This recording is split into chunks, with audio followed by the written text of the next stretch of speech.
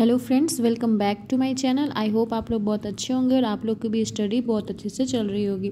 आज मेरा IBPS PO का एग्ज़ाम था और मेरा थर्ड शिफ्ट में एग्ज़ाम था, 1 बजे से था मेरा एग्ज़ाम। मैं बताती हूँ कि क्या क्या क्वेश्चन आए हुए थे। सबसे पहले इंग्लिश का सेक्शन खुला है और इंग्लिश के सेक्शन में 6 से 7 क्वेश्चन पैसेज से आए हुए थे, जिसमें 3 क्वेश्चन जो थे वो वर्ड से थे और ट्रू फॉल्स के भी क्वेश्चन आए हुए थे, 2 थे और बाकी जो था वो पैसेज रिलेटेड क्वेश्चन आया हुआ था। नेक्स्ट आते हैं फ्रेज रिप्लेसमेंट, उससे जो थे वो 2 क्वेश्चन आए हुए थे। फिर नेक्स्ट आते हैं क्लोज टेस्ट से 6 से 7 क्वेश्चन आए हुए थे और एरर से आए हुए थे 5 क्वेश्चन। एरर से आए हुए थे और डबल फिलर आया हुआ था।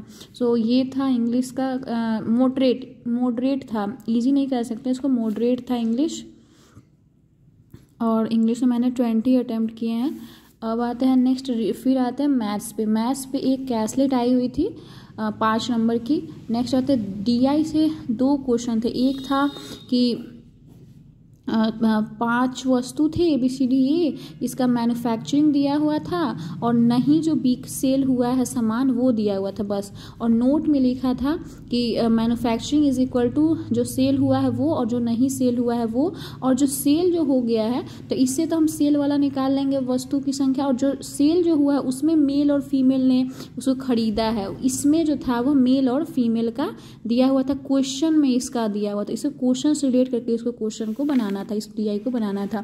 तो इसका जो क्वेश्चन सब था वो बहुत लेंदी आया हुआ था।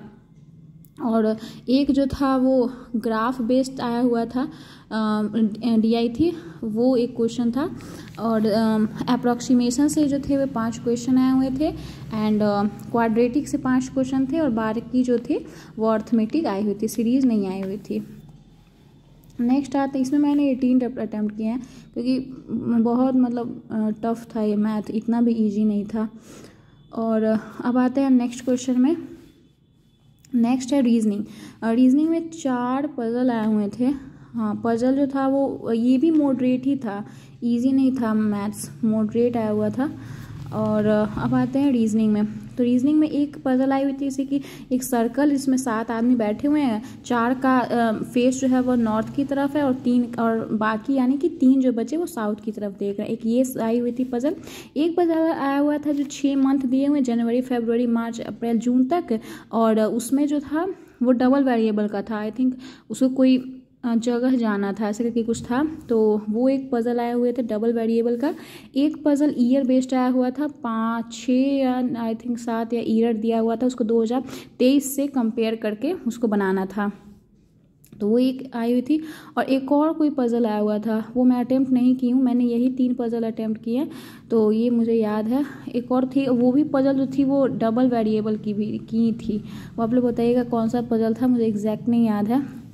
वो था 5-6 आदमी करके था और उसको भी कुछ पसंद था, वो भी डबल वेरिएबल का था। साइलो से क्वेश्चन आया हुआ था, डायरेक्शन से 5 से 6 क्वेश्चन आए हुए थे, और एक लेंथ बाय दिया हुआ था, 6 आदमी करके था और उसको लेंथ करके नहीं आता, ग्रेटर देन ऐसे, वो एक क्वेश्चन आया हुआ था। और बाकी जो थे वो मिसलेनियस क्वेश्चन आए हुए थे, मुझे एग्जैक्ट नहीं याद है क्या क्या आए हुए थे। रीजनिंग में मैंने 29 अटैम्प्ट किए हैं। ओवरऑल मेरा यही रहा है आज का। और आप लोग भी बताइएगा कि आप लोग के कितने अटैम्प्ट हुए हैं और कमेंट में ज़रूर शेयर कीजिएगा।